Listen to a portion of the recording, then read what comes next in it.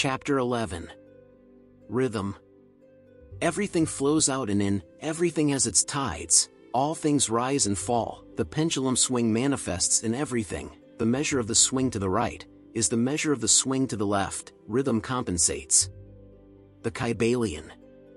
The great fifth Hermetic principle, the principle of rhythm, embodies the truth that in everything there's manifested a measured motion, a to and from movement, a flow and inflow, a swing forward and backward, a pendulum-like movement, a tide-like ebb and flow, a high tide and a low tide, between the two poles manifest on the physical, mental or spiritual planes.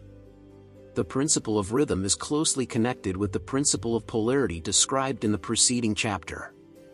Rhythm manifests between the two poles established by the principle of polarity. This does not mean, however, that the pendulum of rhythm swings to the extreme poles, for this rarely happens. In fact, it is difficult to establish the extreme polar opposites in the majority of cases. But the swing is ever toward first one pole and then the other. There is always an action and reaction, an advance and a retreat, a rising and a sinking, manifested in all of the affairs and phenomena of the universe. Suns, worlds, men, animals, plants, minerals, forces, energy, mind and matter, yes, even spirit, manifests this principle. The principle manifests in the creation and destruction of worlds, in the rise and fall of nations, in the life history of all things, and finally in the mental states of man. Beginning with the manifestations of spirit, of the all, it will be noticed that there is ever the outpouring and the indrawing, the outbreathing and inbreathing of Brahm, as the Brahmins word it. Universes are created, reach their extreme low point of materiality, and then begin their upward swing. Suns spring into being, and then their height of power being reached, the process of retrogression begins, and after eons they become dead masses of matter, awaiting another impulse which starts again their inner energies into activity and a new solar life cycle is begun.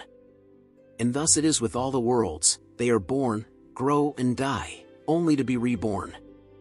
And thus it is with all the things of shape and form, they swing from action to reaction, from birth to death, from activity to inactivity and then back again.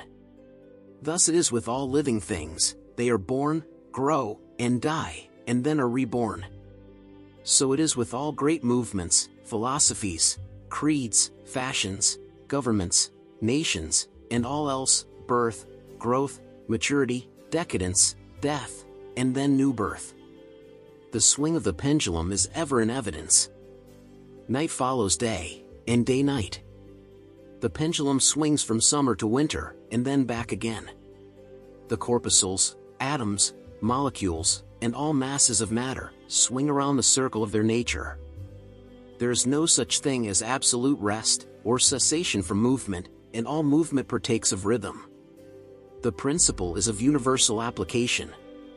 It may be applied to any question, or phenomena of any of the many planes of life. It may be applied to all phases of human activity.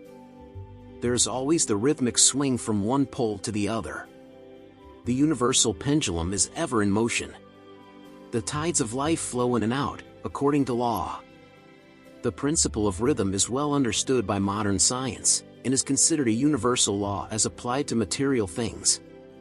But the Hermetists carry the principle much further, and know that its manifestations and influence extend to the mental activities of man, and that it accounts for the bewildering succession of moods, feelings and other annoying and perplexing changes that we notice in ourselves. But the Hermetists, by studying the operations of this principle, have learned to escape some of its activities by transmutation. The Hermetic masters long since discovered that while the principle of rhythm was invariable, and ever in evidence in mental phenomena, still there were two planes of its manifestations so far as mental phenomena are concerned. They discovered that there were two general planes of consciousness, the lower and the higher, the understanding of which fact enabled them to rise to the higher plane and thus escape the swing of the rhythmic pendulum which manifested on the lower plane. In other words, the swing of the pendulum occurred on the unconscious plane, and the consciousness was not affected. This they call the law of neutralization. Its operations consist in the raising of the ego above the vibrations of the unconscious plane of mental activity, so that the negative swing of the pendulum is not manifested in consciousness, and therefore they are not affected. It is akin to rising above a thing and letting it pass beneath you. The Hermetic master, or advanced student, polarizes himself at the desired pole, and by a process akin to refusing to participate in the backward swing, or, if you prefer, a denial of its influence over him, he stands firm in his polarized position, and allows the mental pendulum to swing back along the unconscious plane. All individuals who have attained any degree of self-mastery accomplish this, more or less unknowingly, and by refusing to allow their moods and negative mental states to affect them, they apply the law of neutralization. The master, however, carries this to a much higher degree of proficiency, and by the use of his will he attains a degree of poise and mental firmness almost impossible of belief on the part of those who allow themselves to be swung backward and forward by the mental pendulum of moods and feelings. The importance of this will be appreciated by any thinking person who realizes what creatures of moods, feelings, and emotion the majority of people are, and how little mastery of themselves they manifest. If you will stop and consider a moment, you will realize how much these swings of rhythm have affected you in your life, how a period of enthusiasm has been invariably followed by an opposite feeling and mood of depression. Likewise, your moods and periods of courage have been succeeded by equal moods of fear. And so it has ever been with the majority of persons. Tides of feeling have ever risen and fallen with them, but they have never suspected the cause or reason of the mental phenomena. An understanding of the workings of this principle will give one the key to the mastery of these rhythmic swings of feeling, and will enable him to know himself better and to avoid being carried away by these inflows and outflows. The will is superior to the conscious manifestation of this principle, although the principle itself can never be destroyed. We may escape its effects, but the principle operates, nevertheless. The pendulum ever swings, although we may escape being carried along with it. There are other features of the operation of this principle of rhythm of which we wish to speak at this point. There comes into its operations that which is known as the law of compensation. One of the definitions or meanings of the word compensate is, to counterbalance, which is the sense in which the Hermetists use the term. It is this law of compensation to which the Kybalion refers when it says, the measure of the swing to the right is the measure of the swing to the left, rhythm compensates. The law of compensation is that the swing in one direction determines the swing in the opposite direction, or to the opposite pole, the one balances, or counterbalances, the other. On the physical plane we see many examples of this law. The pendulum of the clock swings a certain distance to the right, and then an equal distance to the left. The seasons balance each other in the same way.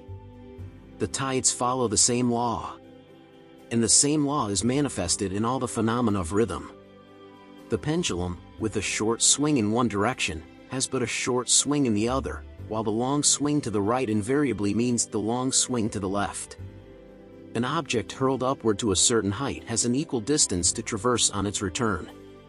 The force with which a projectile is sent upward a mile is reproduced when the projectile returns to the Earth on its return journey. This law is constant on the physical plane, as reference to the standard authorities will show you. But the Hermetists carry it still further. They teach that a man's mental states are subject to the same law. The man who enjoys keenly is subject to keen suffering, while he who feels but little pain is capable of feeling but little joy. The pig suffers but little mentally, and enjoys but little, he is compensated. And on the other hand, there are other animals who enjoy keenly, but whose nervous organism and temperament cause them to suffer exquisite degrees of pain. And so it is with man. There are temperaments which permit of but low degrees of enjoyment, and equally low degrees of suffering, while there are others which permit the most intense enjoyment, but also the most intense suffering. The rule is that the capacity for pain and pleasure, in each individual, are balanced. The law of compensation is in full operation here. But the Hermetists go still further in this matter. They teach that before one is able to enjoy a certain degree of pleasure, he must have swung as far, proportionately, toward the other pole of feeling. They hold, however, that the negative is precedent to the positive in this matter, that is to say that in experiencing a certain degree of pleasure it does not follow that he will have to pay up for it with the corresponding degree of pain. On the contrary, the pleasure is the rhythmic swing, according to the law of compensation, for a degree of pain previously experienced either in the present life, or in a previous incarnation. This throws a new light on the problem of pain. The Hermetists regard the chain of lives as continuous, and as forming a part of one life of the individual, so that in consequence the rhythmic swing is understood in this way, while it would be without meaning unless the truth of reincarnation is admitted. But the Hermetists claim that the master or advanced student is able, to a great degree, to escape the swing toward pain, by the process of neutralization before mentioned. By rising onto the higher plane of the ego, much of the experience that comes to those dwelling on the lower plane is avoided and escaped. The law of compensation plays an important part in the lives of men and women. It will be noticed that one generally pays the price of anything he possesses or lacks. If he has one thing, he lacks another, the balance is struck. No one can keep his penny and have the bit of cake at the same time. Everything has its pleasant and unpleasant sides. The things that one gains are always paid for by the things that one loses. The rich possess much that the poor lack, while the poor often possess things that are beyond the reach of the rich. The millionaire may have the inclination toward feasting, and the wealth wherewith to secure all the dainties and luxuries of the table while he lacks the appetite to enjoy the same. He envies the appetite and digestion of the laborer, who lacks the wealth and inclinations of the millionaire, and who gets more pleasure from his plain food than the millionaire could obtain even if his appetite were not jaded, nor his digestion ruined, for the wants, habits, and inclinations differ. And so it is through life.